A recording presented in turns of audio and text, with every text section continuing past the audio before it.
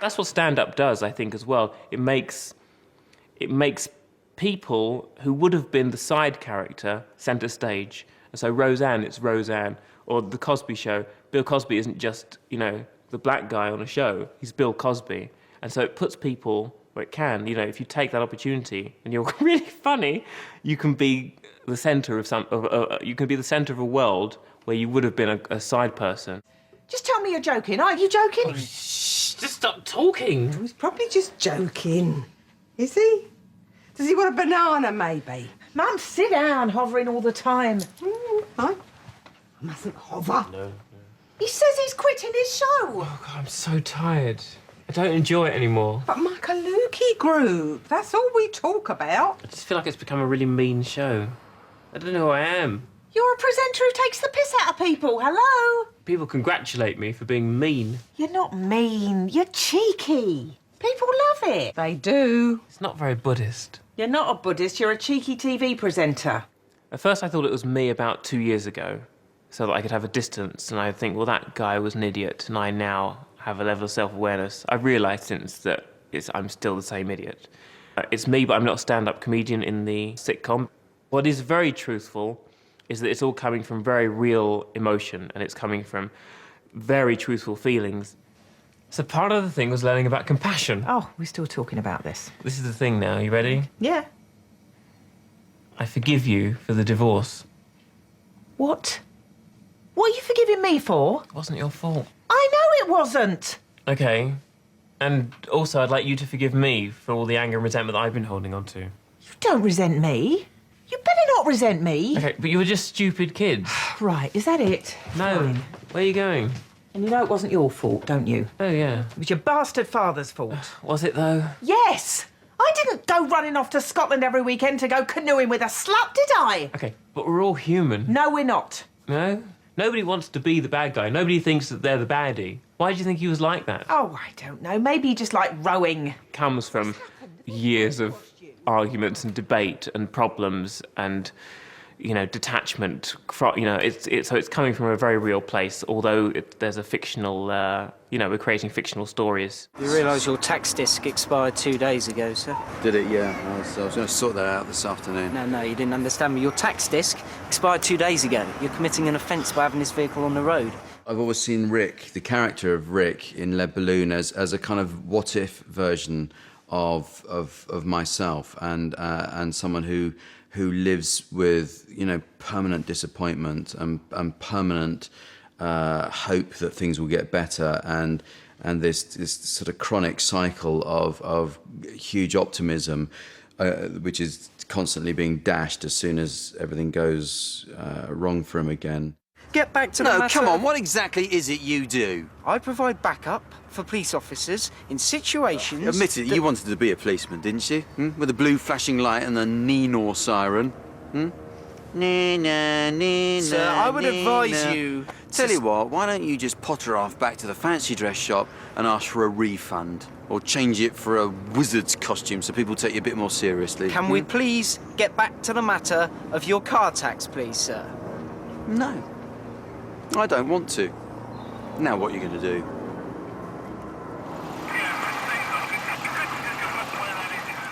Sort of became much more about someone else in the end. But there's a confessional thing in there that there's in Rick. Here is a character who actually, when push comes to shove, he's actually not very talented. And I suppose that's a fear that everyone lives with. I certainly live with that fear. Oh, we have a comedian in our midst. Let me ask you, what do you do for a living? I am a comedian. Very funny.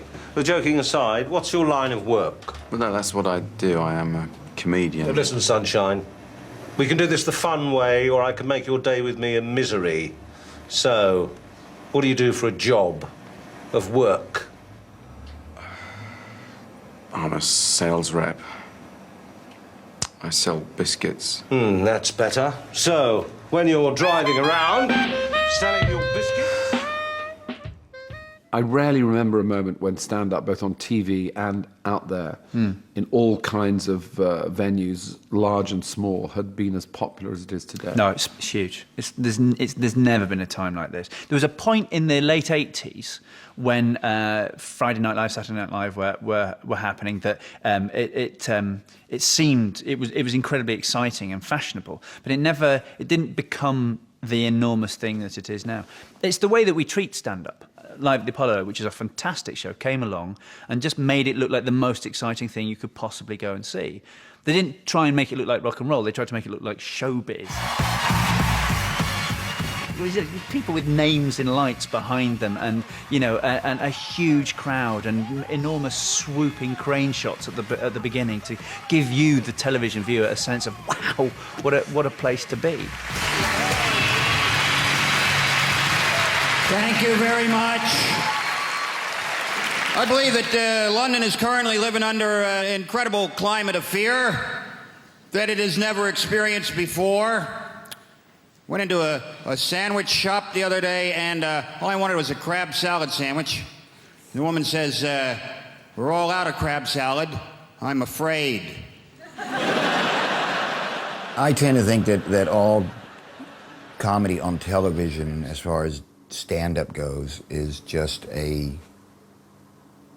like walking into a room and passing out calling cards, saying, come see me, come see me, come see me in a crappy, sweaty room instead of on this box. Well, as a dog returns to its vomit and a washed sow goes back to wallowing in the mud, let's meet the team who can't leave well alone. Joe Brand, Sean Lock, Rich Hall, and Alan Davis. Joining me tonight are 6 of the country's top comedy performers: Andy Parsons, Fred McCauley, Russell Howard, and Frankie Boyle, Hugh Dennis, and Shappy Khorsandi. Welcome to the show. The days where you could go, there was one show, here, Parkinson, there, you know, Johnny Carson, that you could go on this one show and then, those are gone. Because it's just, the audiences are just so fragmented now and you don't get the water cooler moment of it all. But what you do have is you've the long tail. It'll be repeated so often that there's hardly an episode that hasn't been on a million times at this stage. And you will, by attritional reasons alone, get into people's heads. I don't want to be a TV star. A lot of people do. They just want to be on TV. And if that's the case, then don't do stand-up, because it's really hard, you know. It's great to do television because you feel like you're doing a job that most people in the world would want to be doing. And that's a nice feeling. But I like to think that the core is stand-up comedy. And I've developed a weird relationship with stand-up comedy because I don't do it enough, in my opinion. And although I love it, I have a guilt relationship. It's like phoning my mother, you know, were she alive? I don't feel I see my stand-up comedy enough. I don't call her often enough. I don't give her the attention she deserves. And that is because I believe I owe stand-up. It all comes from stand-up. I'm a stand-up comedian who did telly. I'm a stand-up comedian who wrote books. I'm a stand-up comedian who wrote a newspaper column. But always I'm a stand-up comedian. Every night you're going out trying to find the one-time deal. Every night you're trying to find a room and an event that will never happen again. And you want people to leave that room feeling like they've not seen a joke teller, but that they've seen a comedian, that they've seen something happen in that room that nobody else is going to see. And that's the quest. And when it goes right, it's the best.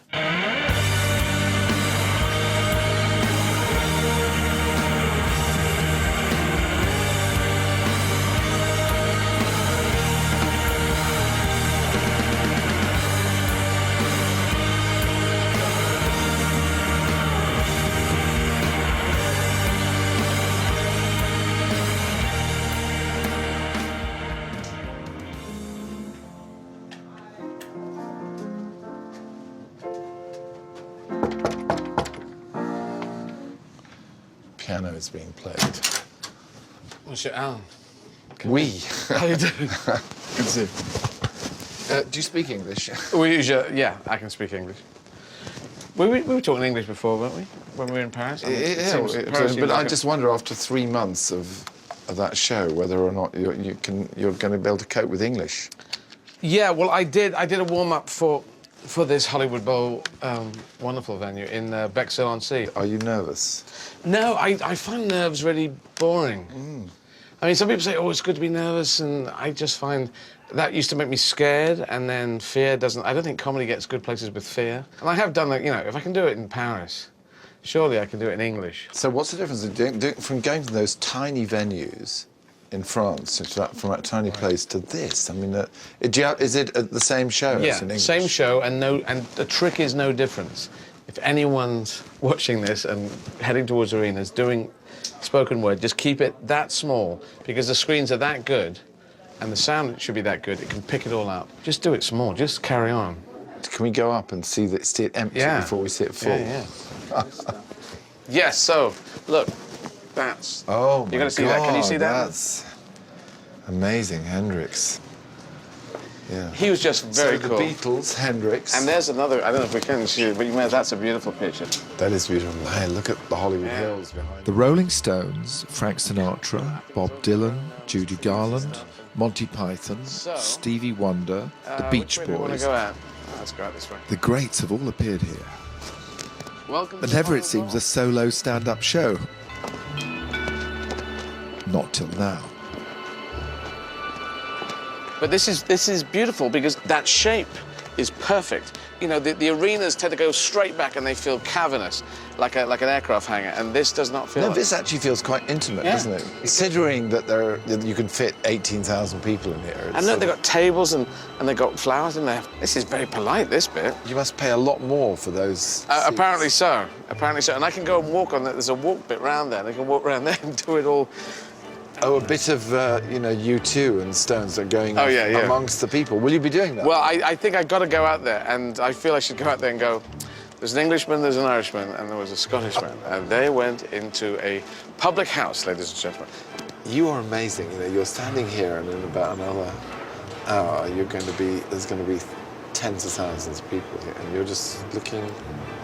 Yeah, well, it's fun. It's the more you do it, the more it's like they're coming to my house. This is the bowl, so this is the bowl's house. But you've got to own the stage.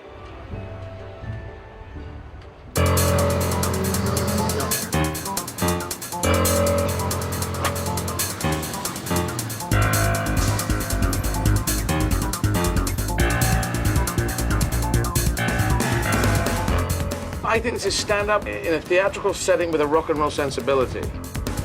I just keep pushing it into bigger spaces because my ego has a problem.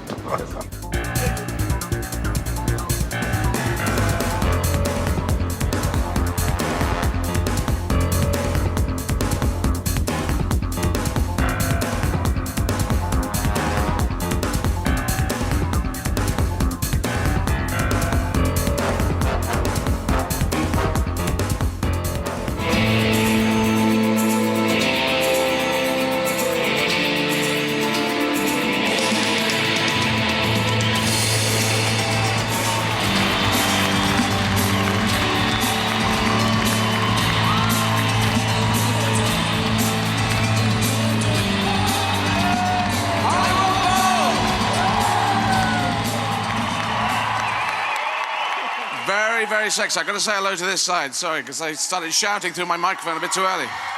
In fact, I got to do this. Dun, dun, dun. One has to do this sometimes. They built one. This is very sexy.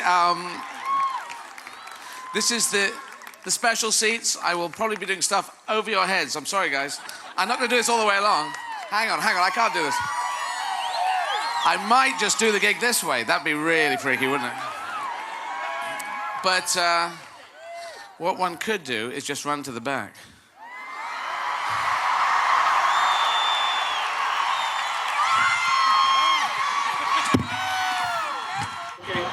What is he doing?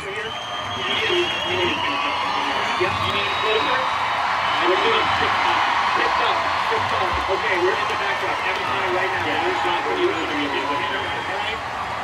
Yeah, we got no spots either. He's gone. This was not timed, I take it. No. We got no lights on camera.